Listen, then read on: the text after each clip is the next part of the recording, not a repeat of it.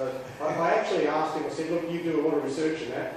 It'd be really good if we knew what you did so that we could actually do that as well. So it's actually a bit of a learning, and a lot of people are doing it in different ways, and there's a lot of resources out there. But I thought we'd get John as our experienced researcher to show us his take on it with regard to that.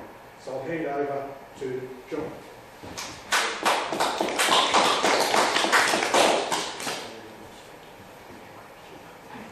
All right. I'm sure some of you at least remember that book. It was where I discovered that history wasn't just dates and names.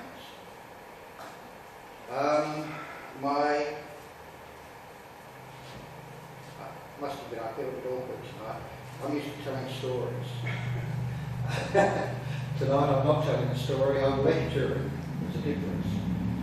My interest in history and historical research is based on my genealogical background. My wife and I began our genealogical research back in the 1970s. While many historians are interested in the sort of history I was taught at Kent Street High School back in the 50s, you know, William invaded England in 1066 sort of thing. Boom, boom. My interest swung more to the lives of those people. Not the kings and generals we learned about in school, but the farmers, the serfs, the soldiers, the wives and the children. J.B. Priestley, a noted author from 50 years ago, once wrote, "I can't help feeling wary when I hear anything said about the masses. First you take their faces from them by calling them the masses, and then you accuse them of not having any faces." I wanted to find those lost faces. I searched out family stories and rumours and wrote them down.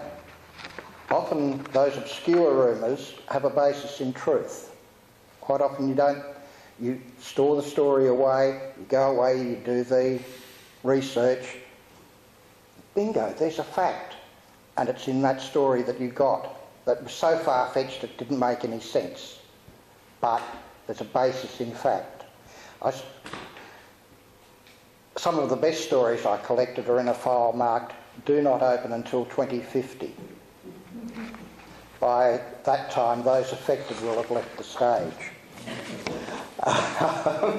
What I want to talk to you about tonight is how I find those stories. As Terry Pratchett said, making history, it turned out, was quite easy. It was just what got written down. It's as simple as that. So we're all used to the spin which is put on events today. Trove, says he hoping, yes.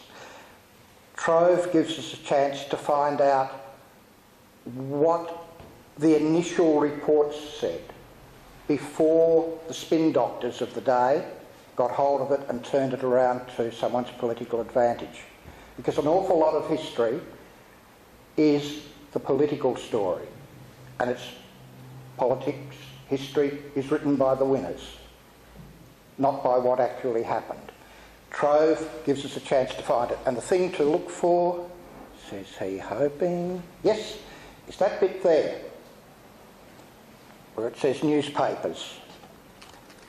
So you click on that button and we get that screen. Now,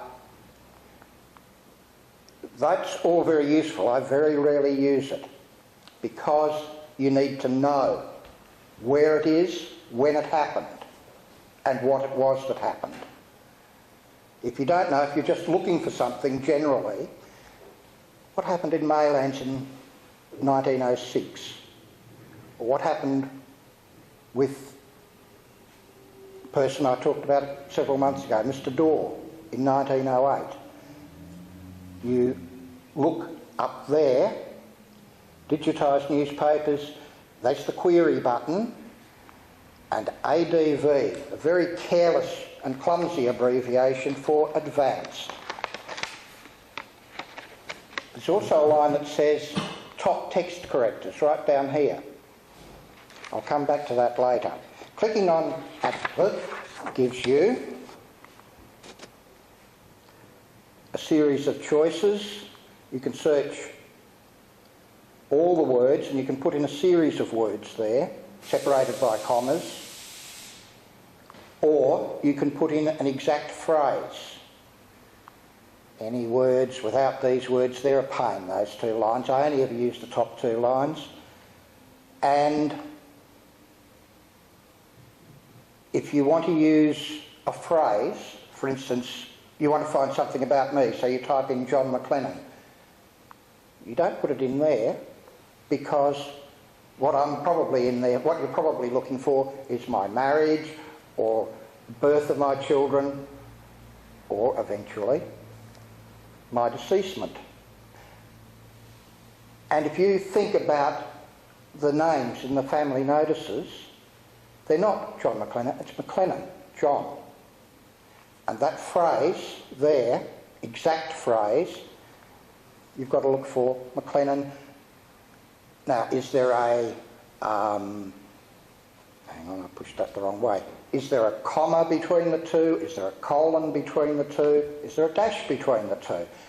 They're the sorts of exactness that you have to have, which is why I tend to use that unless I'm using a single word or a phrase I know has been used.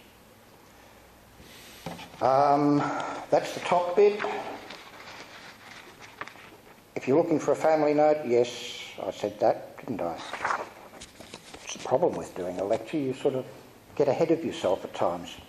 So, further down that page, this is the exact phrase and so on are up there. Further down the page is all of this. There's that bit which you don't really need to touch. There's the dates, which you do need to put in up to 1954. Put in, if you're looking for something Australia-wide, don't bother about that. If you're looking for something in a particular state, click it. And then I think we had a discussion about Trove some time back. One of the big changes that's happened is that it used to be an article advertising family notices, and that was it. Now you've got a whole row of possibilities to look for. What you're trying to do is to reduce the number of articles that you're looking at from about 500 million down to a manageable 1,000 or so. So by using the phrase or the words and by limiting it by state and by type of article, you can reduce that down to, as I said, hopefully under 1,000. The ideal is to get it under 100 because that's easy to look for. Now sometimes it can be hard to read the printed text. If you look at that, it falls to pieces. The thing is, this side you can copy and put into a text file that you can then rewrite and do all that sort of stuff with. With that side, you just get a little image, a photograph. I mentioned earlier on about text correcting. By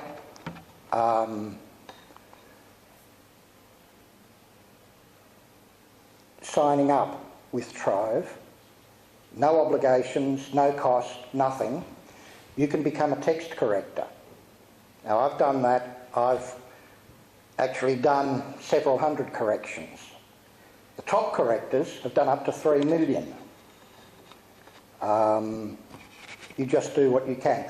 One of the bonuses is at the finish, at the top of the article, we go back, why are there text errors? And then there'll be a line, I should have got a copy of this one, which says last corrected by, or text corrections by, and it lists the people who have done it, which can be useful if you're looking for something and you know someone else has done the research on it, or has done some research on it. Bingo, there's their name. So that's enough trove. The next research tools are possibly the oldest, libraries. Both state and local libraries are huge resources. Books abound and can be read for free.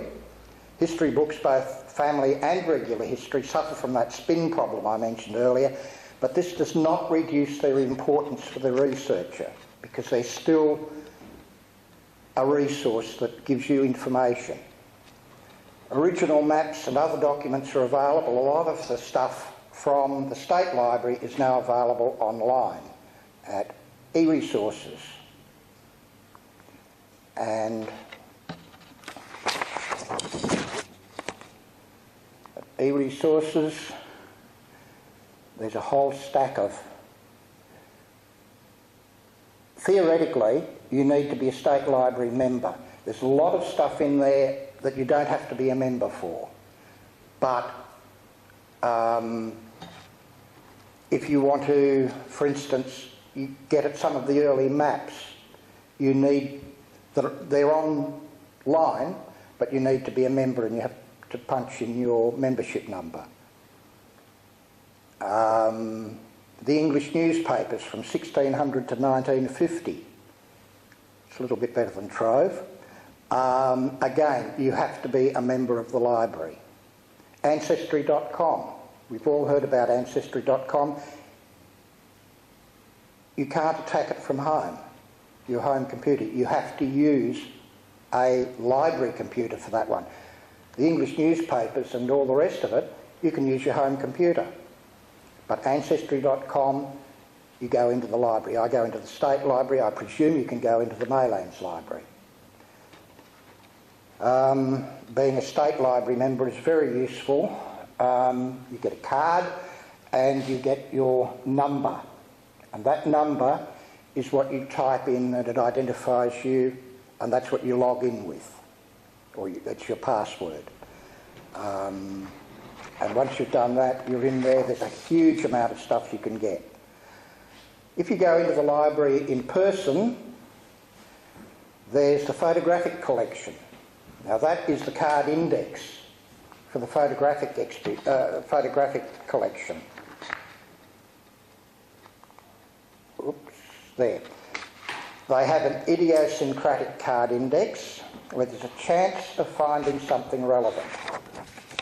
The photos are held on the other side of the cabinet. Well, not the photos, but photocopies of them. From there, if you find what you're looking for, you might be happy with using your mobile phone and taking a picture of it. Or you may decide to spend the $25 for a photo of the original. If it's a beloved ancestor, it might be worthwhile. If it's not, I'm quite happy to use my phone. Then there's the microfiche and the the microfilm readers. And again, you can take photographs. The picture is taken from there and projected straight onto that. Again, you can take photos with your phone. And so if you put a poor reproduction down there, you want to take a photo of it? It's not brilliant, but it is. I mainly use it for text, taking photographs of articles and so on, and providing you set yourself up properly, you can get quite a readable copy of it. Also in the... Oops, wrong way round. I knew that would happen. These are the microfiche and so on, which they have hidden away, and the computers that they use. The newspapers in the... actually, that's not newspapers. I've got this messed up, haven't I? Okay, that is things like electoral rolls, interstate post office directories, and all those sorts of things. And again, highly important places for information if you're trying to build a story about someone. Hard copies of the interstate papers are available down on the first floor. They need to be booked. They'll take about 20 minutes to half an hour to be retrieved and made available. Sorry, they're not indexed the way Trove is. That's a matter of going through them.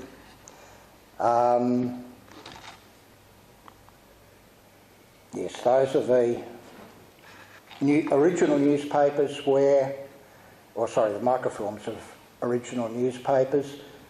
Up to 54, they're on Trove, but they're also still there. And you can actually get better photographs off here, off these microfilms, onto those white boards, than you can off your computer screen on Trove. I found that out looking at early pictures of a flood down here in Maylands in 1907. If there's anything genealogical in your research, in one corner of the third floor is the Genealogy Centre. They're friendly, they're knowledgeable and approachable, and always worth talking to. We all know how much damage wars have done to our young people and their families. A term of service in the armed forces was a major influence on people's lives. So it is always worth checking on their service record if they have one. Know nothing about that service? Here is the best place to begin. It's a special program which goes through all the military records for the First World War, not the Second, just the First World War, and then reports on what it's found. And that will give you the information to move on to what are called the nominal rolls, which are the rolls where showed where people enlisted, who their next of kin was, where they lived, and sometimes what their occupation was, and date of birth quite often. So that's an important part of finding the history of a person. Everybody who returns from war, of course, is a hero. Their service records may disclose medals won or courts-martial, but they are always heroes. War can reveal a person's character much more clearly than civilian life.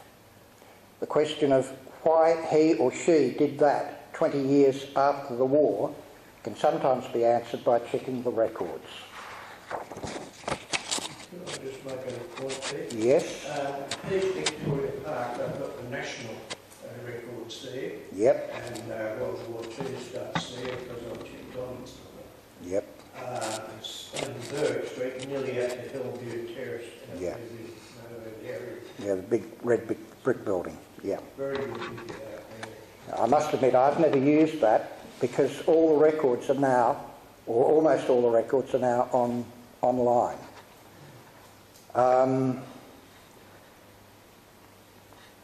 For Western Australian, every state has its own birth, marriage and deaths index. Quite often the history of that a person's involved in is connected with who he married, when he had his children, and how many children he had. And that's the Western Australian one. Each state's got their own, some more useful than others.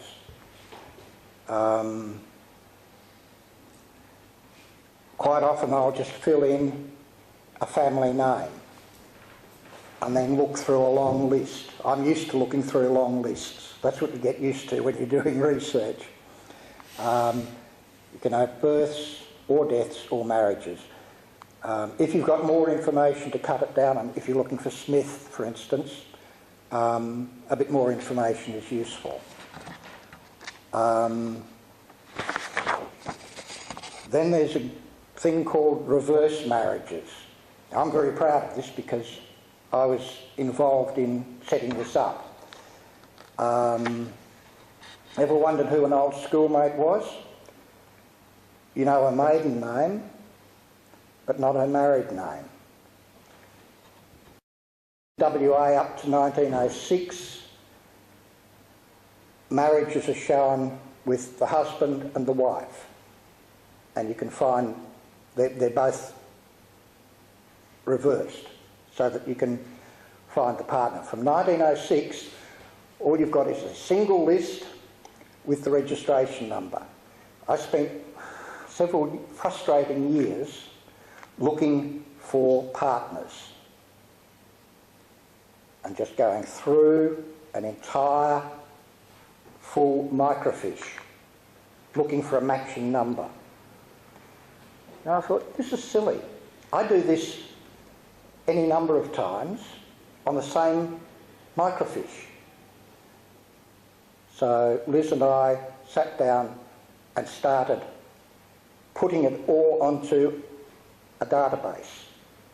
And then we sorted it not by alphabetical order, but by registration number. And bingo, everyone was matched. We did it from 1906 to 1920, and then other people jumped in and took it up to 1965. And you just, when people first started to find it and to use it, they said, it's obscene how easy it is. Because they were used to doing what I was doing, going right through the whole list. And here you just put in a name and sex, year if you've got it, but that's not necessary. And bingo, up it comes.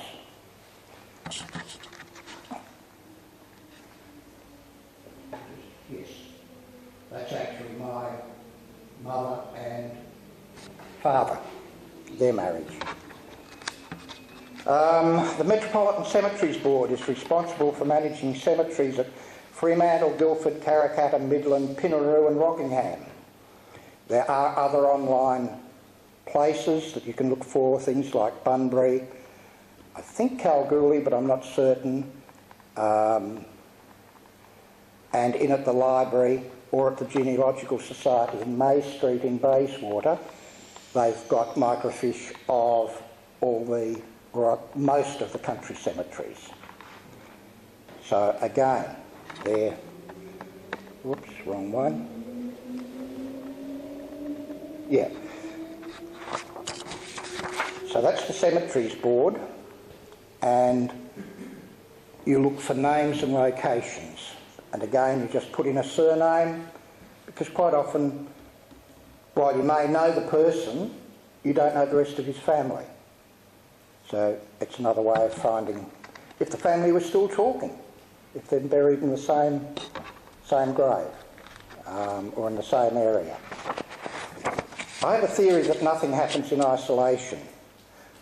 Lots of extended families migrated to Australia. For instance, I found a guy up in Cossack, in Broburn, with the second name of Shenton. I was puzzled by this and began looking into his family. I mean, we all know George Shenton and his family. They were major movers and shakers in early Perth. I was able to find that George had a female cousin back in England. The bloke I found was her son. Now, he's not in Perth with the rest of the family. He's up at Cossack making his own fortune. It's a chap by the name of George Shenton Clark. But it's possible to reconstruct the family conversation. Things are a bit rough here in England. I hear cousin George has done pretty well for himself out in the colonies. Why don't you give it a go? Bingo, he's out here. There's a family connection between Cossack and Perth. Surprisingly often the links between events are caused by links between the families. Either the same extended family, or a group from the same village somewhere in Europe, or a language group. Historical events do not happen in isolation, and the people involved and their background are often more interesting than the actual historical event. Here's where I explain my approach to history. After finding an event that needs explaining or talking about, you can just talk about what happened. A boat was caught in a squall on the Swan River and sank, and 5 young people were drowned. A business venture was promoted and went bust. There was a government scandal. All important events, but of limited appeal. Every one of those events, and they all actually happened, involved people. And my interest is to put those people into the frame. Who were they? How did they end up involved in that event? What effect did their involvement have on their family and on their society? To reword J.B. Priestley, first I see the masses, then I put faces on them. Now I'll throw myself to the lions and ask the traditional question. Are there any questions?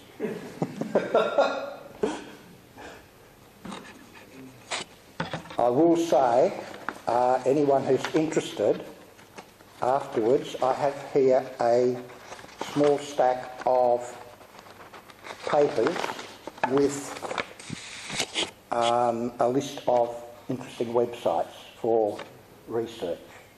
So anyone who's interested might see me afterwards. But are there any questions? You just answered mine. Well, there you go. One of the things that I'm learning from this, and this is a question, this is an observation, is to have a go. It's sitting down and just try a couple of those things and see where it takes you. Yeah.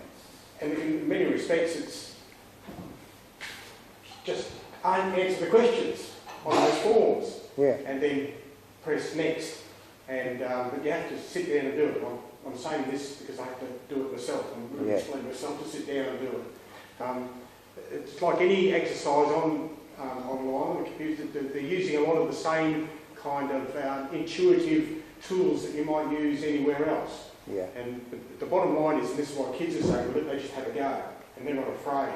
And they'll just keep doing things till they get where they want to go, but they might not be quite sure how they actually did it. That's why it's so difficult for them to explain it. This is where I'm really thankful to John actually to give this step by step by step. Do this, do that, do the next. I was asked, just very quickly, I'll come to your question in just a moment. I was asked a couple of weeks ago on a Wednesday, they wanted some fillers for our newsletter, little articles. So I went back to Trove, picked a date, 1907, out of the blue, and started looking through for little articles. In that, I found a photograph of a building at the bottom of 9th Avenue, which was flooded in the flood of 1907. It had the person's name on it. I'm curious. I found the other stuff that I needed to, but I had this name stuck in my mind. Who was he? What did he do? What was he living there for? So I started to track him through, and I found that in 1929, 20 odd years later, either he or his son, and I'm not sure which it was, helped develop the swimming area at the bottom of Caledonian Avenue, Bath Lane. And that was out of the blue. Just a matter of curiosity. So I started with the flood in 1907. I've now got a committee of people working on building bathhouses for men and women at the bottom of Caledonian Avenue. So that's what you do. You find something interesting and warrior. Roger used the comment to me that I'm like a dog with a bone. You've got to find the bone. If you find the bone, then you can go berserk. Yes, question? I want to mention the fact that you spoke about country centuries. Yeah. There was a list of envelopes in the Valley Library about 10 years ago. I went through and right through to the goldfields and all those. Yeah. What they have got up there is what they haven't really got names on. Yeah. But I just thought I'd mention that because it's probably put onto your trove and all that now. Yeah. Yeah, that's very true. A lot of it is on computer now and it's online, but the original microfiche, which were done by the original researchers, the people who went out transcribing what was on the gravestones, is still there in the library and still available. Anything further? Nothing. Well, thank you very much. That's a relief. Thank you very much. Well, sorry, yes, you have got a question. Could I just ask something?